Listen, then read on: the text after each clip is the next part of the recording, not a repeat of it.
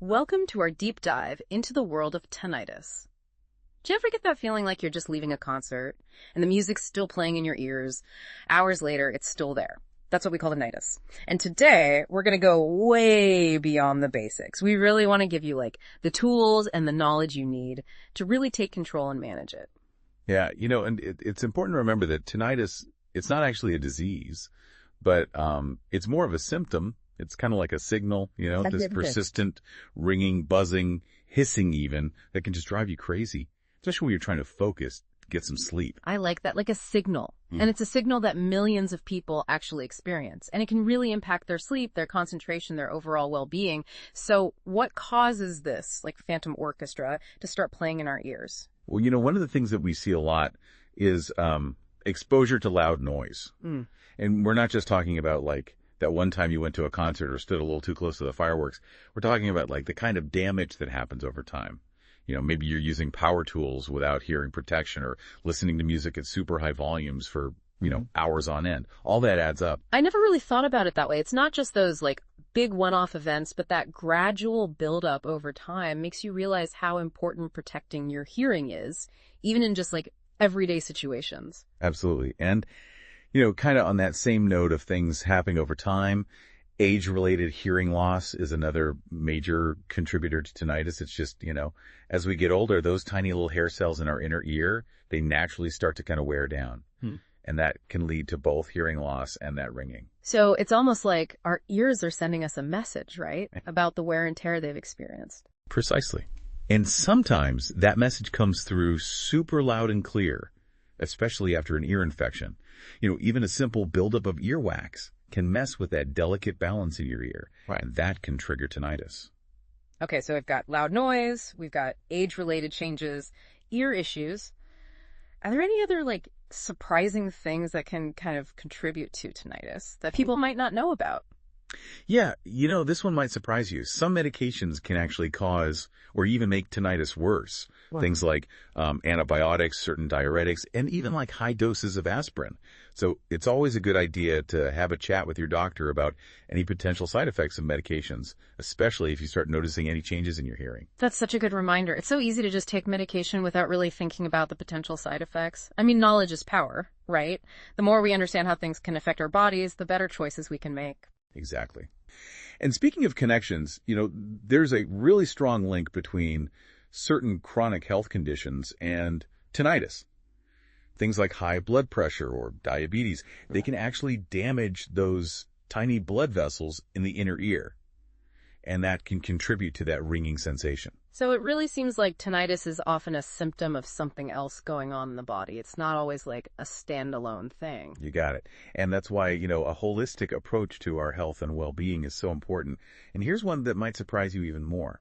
Stress and anxiety. They can actually make that tinnitus you're experiencing seem way louder. That makes sense. I mean, the mind-body connection is powerful. I know for me, when I'm stressed, everything just seems louder, more intense. My senses are heightened. Exactly. It's like stress primes your brain to zero in on things that are bothering you, and that includes that ringing in your ears. So it's not just about silencing the sound, but managing stress and creating a sense of calm. That's it. It's all about addressing those root causes and finding ways to create a more balanced, more harmonious inner environment. Okay, so we've explored some of the common causes, but I imagine the symptoms of tinnitus can vary quite a bit from person to person, right? It's not just the ringing itself, but how it affects your life. Oh, for sure. The experience of tinnitus is super diverse. While we hear a lot about ringing, buzzing, and hissing, some people, they describe it more like a feeling of fullness or even pressure in their ears. Others, they experience a rhythmic pulsing, almost like a heartbeat. We call that pulsatile tinnitus. Wow, a heartbeat in your ear. That sounds pretty intense. It can be. And it's often related to blood vessel issues. I'm realizing there's so much more to tinnitus than just the sound itself. It's a whole spectrum of experiences. Exactly. And those experiences, they can be constant or they can come and go. They can vary in pitch and intensity. And they can really mess with a person's ability to focus, to sleep, just, enjoy life in general. Which is why finding ways to manage it is so important. Absolutely. It's not just about silencing the sound. It's about improving that overall quality of life. Okay, so we've faced the enemy. We know what causes it. We know what it can feel like. But now for the good news. There are things you can do to fight back. Let's talk about some natural remedies that people have found helpful. This is where it gets exciting.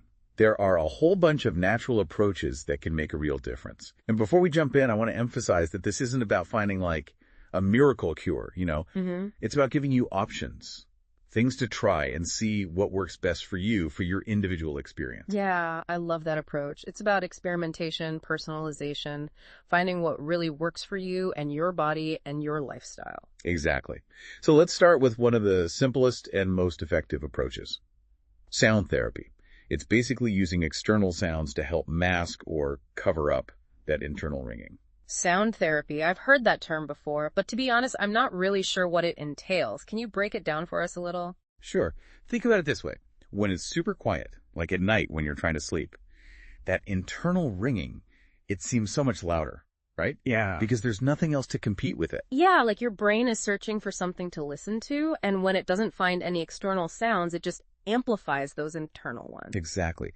So sound therapy is all about introducing these soothing sounds into your environment. It's kind of like creating this more balanced soundscape. Yeah. And that could be anything, from white noise machines to nature sounds, calming music, even just a fan running in the background. That makes so much sense. It's like creating this gentle blanket of sound that helps kind of muffle the ringing. Exactly. And what's great about sound therapy is that it's so easy to make it a part of your day. You can use that white noise machine while you're sleeping, listen to nature sounds while you're working, have calming music playing in the background while you cook dinner.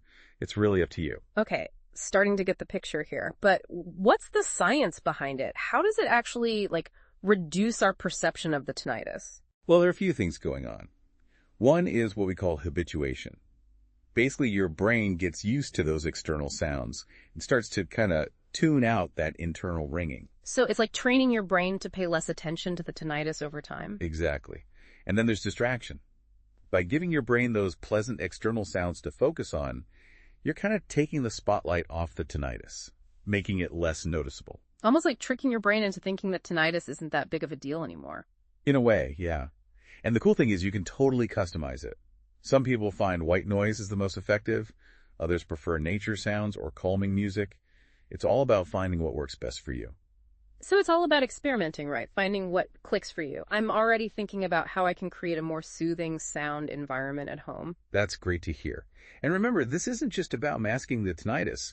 It's about creating a more peaceful and relaxing atmosphere for your whole self. Okay, sound therapy. Got it. What other natural remedies can we add to our toolkit here? Well, remember how we talked about those chronic health conditions and tinnitus? That really highlights how important taking care of your overall health is. And one of the best ways to do that is through diet. Knew you were going to say that. Food is medicine, after all. You got it. And when it comes to tinnitus, research is really showing us that what we eat can actually directly impact how severe our symptoms are. So what should we be eating? Give us the inside scoop. What's the tinnitus-busting diet? All right. Well, first and foremost, antioxidants. Those are your ear's best friends. They help to protect those delicate hair cells in your inner ear from damage, which can, reduce how bad the tinnitus is. And the great thing is, antioxidants, they're in so many delicious foods, like berries, leafy greens, even dark chocolate. Hold on, did you say dark chocolate? Now you're talking my language. Yes. Dark chocolate is a great source of antioxidants. Just make sure to choose high quality, at least 70% cocoa solids. Okay, I'm taking notes. So antioxidants are in. What else should we be prioritizing? Omega-3 fatty acids, those are another winner. Brain food and ear food, all in one. They're really good for brain and nerve function, which can indirectly help your ears too. You'll find them in fatty fish like salmon, mackerel, sardines, as well as walnuts and flax seeds. Brain food and ear food double win. Exactly.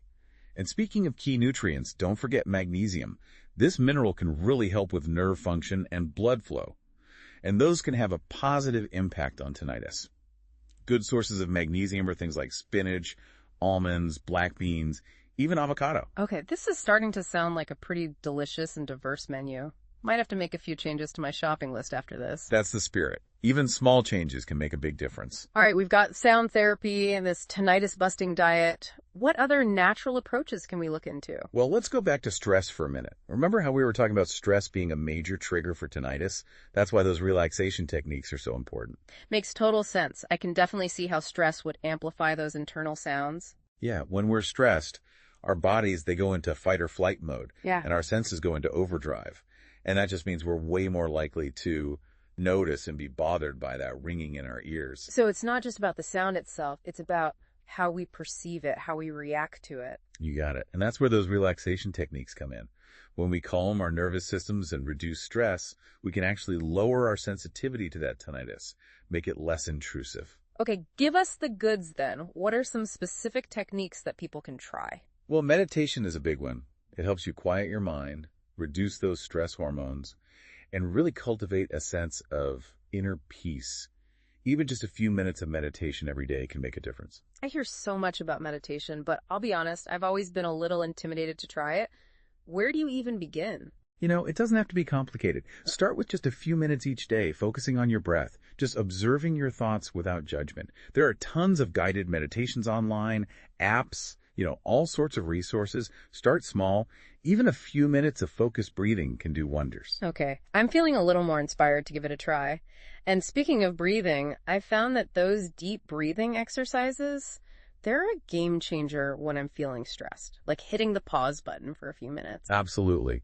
Deep breathing is so simple, but it really works. It helps regulate your heart rate, lower blood pressure, calm your nervous system, and all of that can help with tinnitus. I love that it's so accessible. Anytime, anywhere, just breathe. What other relaxation techniques can we add to our list? Yoga is a great one. It combines movement, breath work, mindfulness. It's a powerful combo for reducing stress and improving your overall well-being. Yoga is definitely on my list to try. What about massage therapy? How does that play into all of this? Well, massage can be great for releasing tension, especially in your neck, shoulders, jaw. And sometimes, believe it or not, that tension can actually contribute to tinnitus. Ah, I see. It's like those tight muscles are sending signals to the brain that actually worsen the ringing. Exactly. So a good massage can really help ease that tension and potentially reduce how severe your tinnitus is. Okay, massage therapy added to the list. Now, before we move on, I want to go back to those situations where seeing a doctor, like a professional, is really important. You mentioned a few things. Sudden onset of tinnitus, hearing loss, ringing in just one ear, dizziness, balance issues, and tinnitus so severe it disrupts your daily life. Can you explain why those are red flags, why those shouldn't be ignored? Of course. Sudden onset of tinnitus, especially when it comes with hearing loss, that can be a sign of a more serious underlying condition, something that needs immediate attention. So it's like your body's trying to tell you something's wrong and you gotta listen. Exactly. And if that tinnitus is only in one ear, that can sometimes mean there's an issue specific to that ear, like a tumor or a problem with the blood vessels in that area. Okay, one-sided tinnitus, definitely a sign to get things checked out. And then dizziness and balance issues, those could be tied to inner ear problems, which can also be related to tinnitus. So it's important to rule out any serious conditions that might be causing those symptoms. Makes sense. It's all about connecting the dots, understanding the bigger picture of what's going on in your body. Absolutely. And if that tinnitus is so bad that it's really impacting your life, your sleep, your work, your ability to enjoy things, you got to seek professional help. Because sometimes those natural remedies, they're not enough on their own, and you really need that expert guidance to figure out the best way to treat it. Exactly. It's about having all the tools you need to manage that tinnitus and get your quality of life back. Okay, so we've covered when to seek professional help, but before we wrap up this part of our deep dive, I want to touch on one more natural approach I think often gets overlooked. Exercise. You're so right. Exercise, it's like the magic pill for so many things. And that includes your ear health. Seriously, walk, run, dance, swim, just get moving, right? Exactly. It gets that blood flowing, which is super important for delivering oxygen and nutrients to your inner ear. Plus, it helps reduce stress. And we already know that stress can make tinnitus worse. Find an activity you enjoy and make it a part of your routine. Got it. Okay, exercise, check. Now, before we move on, I want to acknowledge that dealing with tinnitus, it can be a journey. And it's not always easy. There will be good days and bad days, days when that ringing feels louder than ever, and yeah, there will be frustration. That's real, and it's important to remember that you're not alone in this. Millions of people experience tinnitus. There are resources, there are support systems out there to help you navigate this. Yeah, you don't have to go through this alone. There are people who understand what you're going through. There is hope. And with the right approach, you can manage your tinnitus and live a full and vibrant life. I love that. And on that note, we're going to take a short break. When we come back, we'll dig deeper into those natural remedies. We'll explore some more advanced sound therapy techniques, and we'll talk about the power of shifting your perspective. Stay tuned. Welcome back to our deep dive on tinnitus. Before the break, we were talking about those natural remedies, and I want to circle back to medications for a sec. You might not realize this, but some common medications, the kind of things you take every day, they can actually trigger tinnitus or even make it worse. It's kind of like a hidden side effect that a lot of people might not even be aware of. What are some examples? Like, what specific medications should people watch out for? Sure. Certain antibiotics like gentamicin and erythromycin are known to cause problems. Loop diuretics, those are often used to treat high blood pressure. They can also trigger tinnitus. And, even high doses of those over-the-counter pain relievers, things like aspirin, they can contribute too. Wow, that's really important information. It really highlights how crucial it is to talk to your doctor, have that open communication about any potential side effects, especially if you start noticing any ringing in your ears after starting a new medication. Absolutely. It's about being proactive, making informed decisions about your health. Now let's zoom out a bit and look at the connection between those chronic health conditions we touched on earlier and tinnitus. How do things like high blood pressure and diabetes, how do they actually relate to that ringing sensation? I remember you mentioned that it has something to do with circulation, right? You got it. Yeah. High blood pressure, for example, it can damage the blood vessels all over your body, and that includes those in the inner ear. And that damage can actually disrupt those delicate mechanisms that are responsible for your hearing, and that can lead to tinnitus. So it's like this domino effect, right? The underlying condition kind of creates this cascade of problems that eventually reach the ears. Great analogy. Mm-hmm. And diabetes can also affect circulation, and that can potentially damage those tiny blood vessels in the inner ear as well. It really underlines the importance of managing those chronic conditions, not just for your overall health, but for your ear health specifically. Exactly. Everything is interconnected. Now, let's shift gears a bit and go back to sound therapy. Remember we talked about it a little before the break? Sound therapy is basically using external sounds to help manage tinnitus. Yeah, I'm fascinated by this concept of using sound to combat sound. Can you give us some practical examples of how people can incorporate sound therapy into their lives? Like, what are some things they can try? Well, white noise machines are a popular choice, especially for sleep. They create this consistent, soothing sound that can help mask that ringing, make it less noticeable, less bothersome. I've also heard of people using things like just a simple fan to achieve the same effect. Oh, yeah, for sure. A fan, a humidifier, anything that creates that gentle background hum, it can work wonders. Yeah. It's about creating a sound that kind of competes with that tinnitus. And what about nature sounds? I find those incredibly calming and therapeutic. Could those be helpful for tinnitus as well? Absolutely. Nature sounds are fantastic for masking tinnitus and creating a peaceful atmosphere. Things like the sound of rain, ocean waves, even birdsong can be very soothing, and they help shift your focus away from that ringing in your ears. Oh, I can just imagine falling asleep to the sound of gentle rain. That sounds so relaxing. Are there apps or websites that people can use to access these kinds of sounds? Oh, tons of them. You can find all sorts of apps and websites that are dedicated to sound therapy. They have a huge variety of nature sounds, white noise options. You can even create your own custom soundscapes. You're bound to find something that works for you. It's like having a personalized sound therapist in your pocket. Exactly. And, if you're a music lover, just listening to calming music can also be really helpful. Things like classical music, ambient electronica, certain types of meditation music, they can all help create a more peaceful sonic environment that helps to mask the tinnitus. That's great. It's like turning a challenge into an opportunity to explore new genres of music, to create a soundscape that brings you peace. Exactly. It's about taking back control of your relationship with sound and finding what works for you. Now, are you ready to explore something a little more advanced?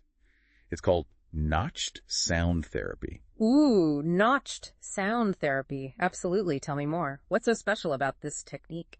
Well, it's super interesting. It involves using sounds that have had a very specific frequency range removed. And that removed range, it corresponds to the frequency of the listener's tinnitus. Wait, so it's like custom designed sounds specifically tailored to your individual tinnitus? That's incredible. It is. It's a bit more specialized, though. Usually you'll work with an audiologist to figure out the exact frequency of your tinnitus.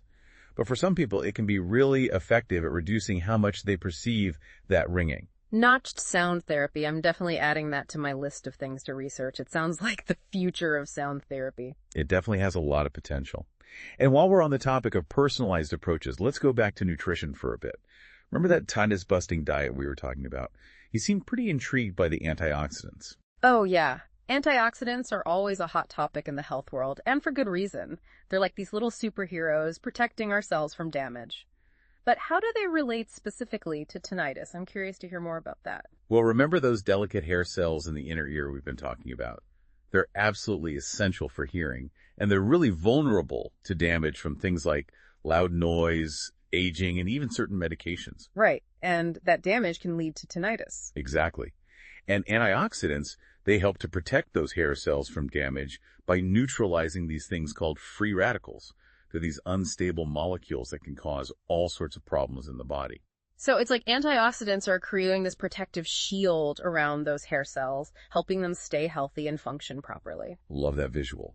And the good news is antioxidants are found in so many delicious and readily available foods. Okay, I'm ready for the grocery list. What are some of the best sources of antioxidants for tinnitus relief? Well, like we talked about before the break, berries are rock stars. Blueberries, strawberries, raspberries, they're all packed with antioxidants. Love berries. They're so easy to snack on, toss in a smoothie, even bake with. What else? Leafy greens are another must-have. Spinach, kale, collard greens. They're not just loaded with antioxidants, but also magnesium, which we talked about earlier. Magnesium, it's like the multitasking mineral. Good for everything. Pretty much. And speaking of foods that pack a punch, let's not forget about dark chocolate. It's worth repeating, dark chocolate is a fantastic source of antioxidants, especially those flavonols. They can help improve blood flow and protect your heart.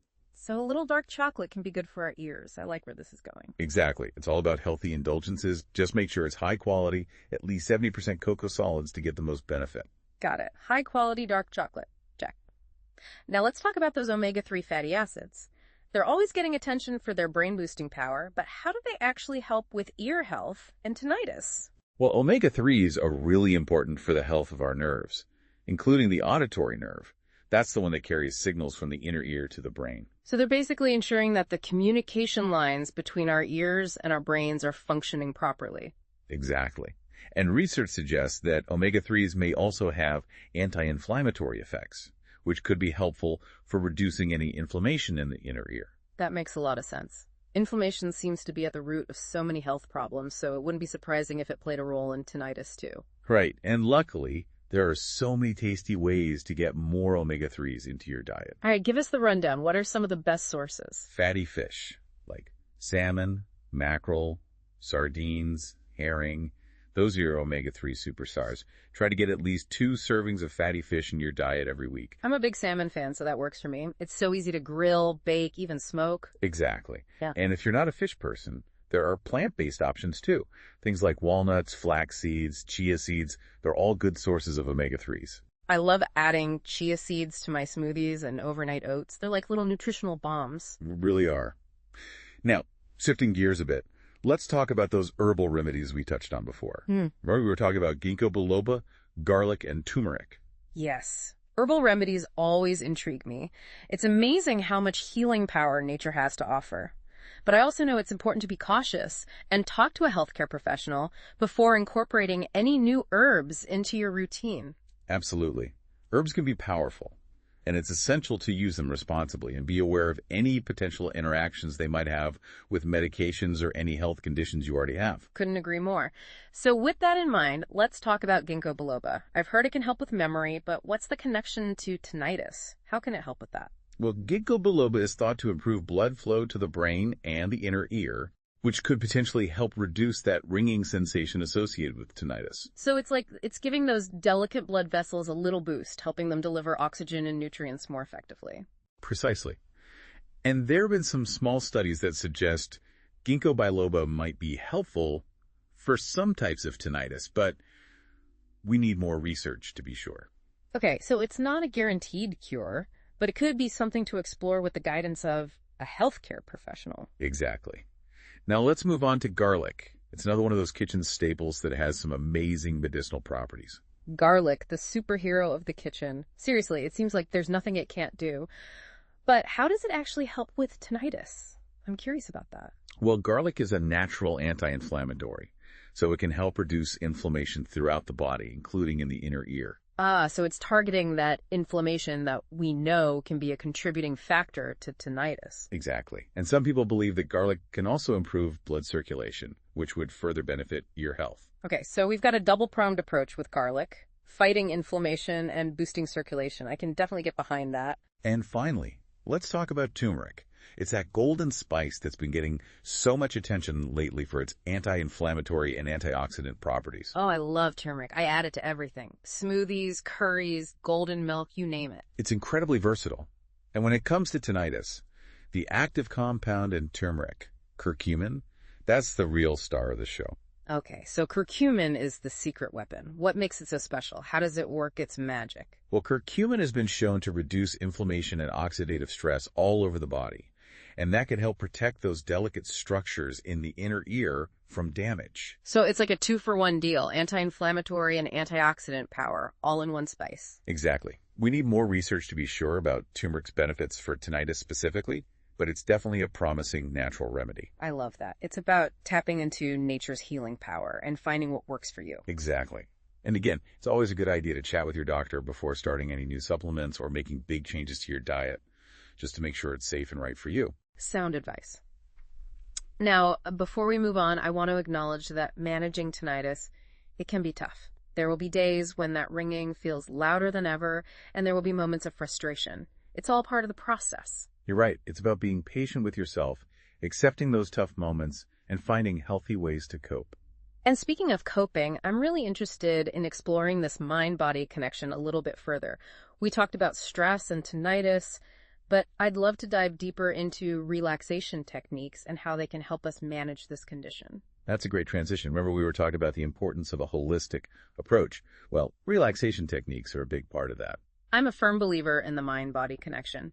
I've definitely experienced how stress can show up physically, and I found that relaxation techniques can be super helpful for managing those stress responses. Absolutely.